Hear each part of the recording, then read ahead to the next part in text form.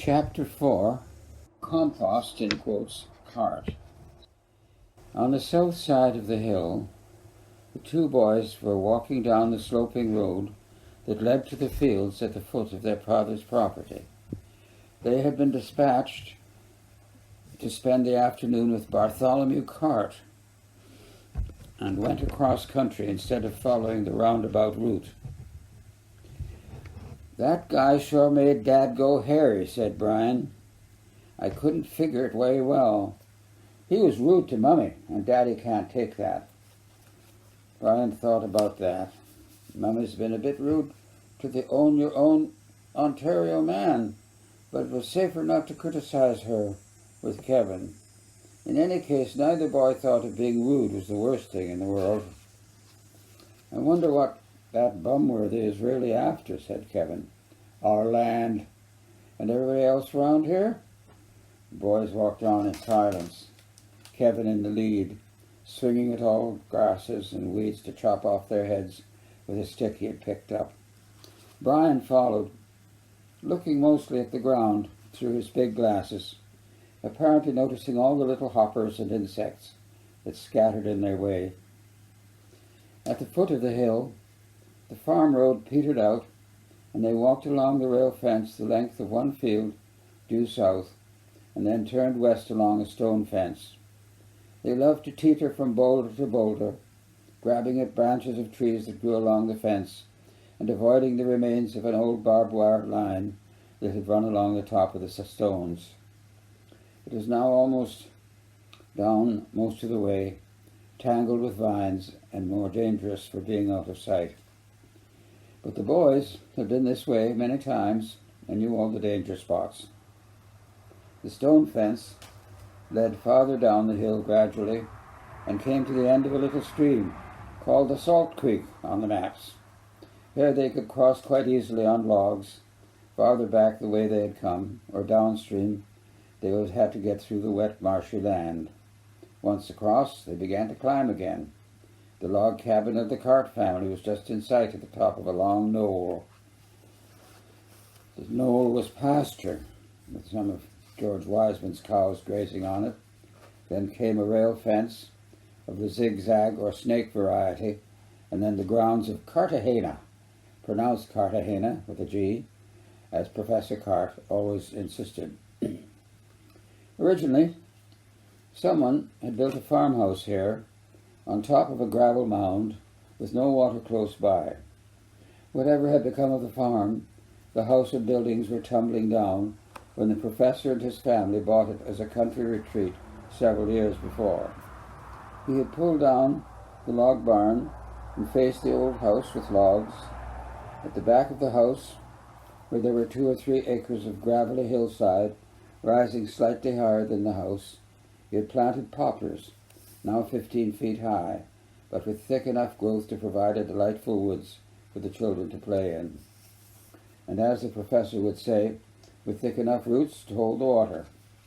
For where there had been gravel and erosion, there was now a good covering of topsoil, and Mrs. Cart was able to grow a great collection of flowers and vegetables in the space between the trees and the house.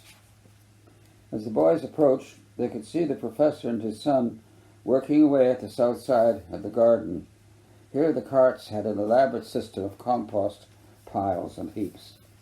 Before they had moved permanently up from Toronto, they had brought all their wet vegetable and kitchen garbage in bags, and all the leaves they could gather every fall in their neighborhood, and piled these in boxes 6 feet square and 6 feet high, with wide spaces between the slats at the side. Now there were rows of these boxes with enough space between to move comfortably through, and little ladders for climbing up to dump refuse at the top. On one side of the row was another row of piles of various things, one of leaves, one of manure, one of topsoil, one of sand, and a closed box of bone meal. From these, and from the big power shredder at one end, the various compost boxes were fed at the top in layers. Then, on the other side of the row of boxes were low boxes with wire mesh on top.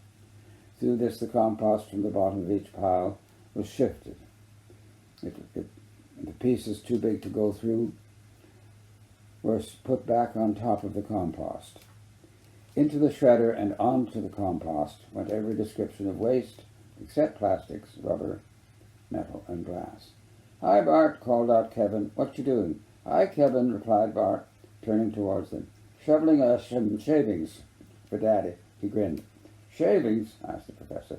"You aren't anywhere near the shavings pile. That's good old horse manure, brought all the way from the Dude Ranch at Roseneath." The professor looked proudly at the clotted mass of manure. "And I bet they can still smell it in Roseneath," murmured Brian. "I suppose you'd better play with your little friend," said the professor. "Come on, little friend," said Bart. "Catch me if you can get it in you." He ran off towards the trees, leaping high in the air with every few paces, with arms outstretched and a dramatic grin. He had a flat face with a small nose and a large, expressive mouth. His hair was long in front in a cowlick that hung well down over his eyebrows. At the back, well, he was the first boy at public school age in Warkworth to wear his hair in a ponytail. That had led to some teasing, but he was accustomed to that, and so far no one had dared pull the cue, as his father called it. Bartholomew Cart was athletic and tough, and caught a lift once a week to Peterborough to attend judo classes. He stopped at the edge of the woods and turned on his friends, standing in a posture of oriental defense, which owed more to pictures in the magazines than to his judo classes. "Heil, chop, passa!" He gestured and twisted, moving from one combative state to another. "I'm the greatest. I'm rich, famous, and wealthy, and can eat country lunch." The two boys closed in on him, and there followed a ritual wrestle. Kevin, who was bigger than Bart, grabbed him in the bear hug round the chest, while Bart struggled and shouted out his assessment of three-letter combat noises and four-letter obscenities. Brian's part was to grab his legs. Finally they had him down, and all three relaxed, Bart sitting up in the middle, saying, "You guys are my slaves, forced to do your knees before me and my mighty power. What's the news of the world of men, slaves?"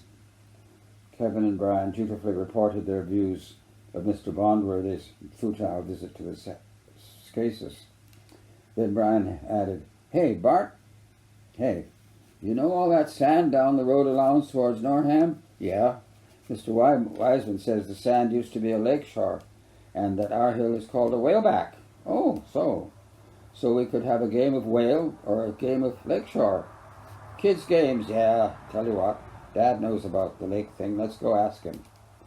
They wandered over to where Professor Cart was filling a barrel with compost. "Dad." "Yes, Tolly." And the Carts, aware that Bart Cart might be a nickname used for their son named Bartholomew, had taken the second syllable of his name from the diminutive. He was very proud of it at home, but none of his friends called him that, preferring the rhymed name and the various other rhymes they could easily find for a popular and ribald character. "Dad, Brian's been talking to Mr. Wiseman about all this sand and gravel around here. Mr. Wiseman says it's formed some kind of lake. You told me something about that once, didn't you?" The professor put down his shovel. "Yes, this is one of the most interesting places in Ontario. There was a lake here, covering the hill, and it was part of Lake Ontario, or rather of a much larger lake called Lake Iroquois by modern geologists." Kevin interrupted. "Were there Iroquois Indians then?" "No, long before the Iroquois Indians. It had no name when it was here because there wasn't anybody here to name it. At least we don't think so. Geologists named it Lake Iroquois." "Where did it go?" "Well, Scace's Hill was the cliff above it, and all this highland to the north here, right back to Burnley. Cramis Hill stood out like an island. If you could have seen land to the east, it would have been the hills on the other side of the Trent at Percy Boom. But most of the time the east shore of the lake was the glacier itself, as it retreated northeast."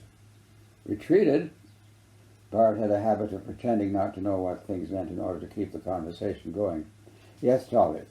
It was the retreat of the glacier that created the land here as we know it. As North America grew warmer, the glacier began to melt. The melting formed drumlins and eskers and moraines, and formed Iroquois Lake." "Mr. Cart, what are drumlins and all that?" Graham put in. "Scace's Joe is a drumlin. It also happens to have been at the edge of the bluff overlooking the lake.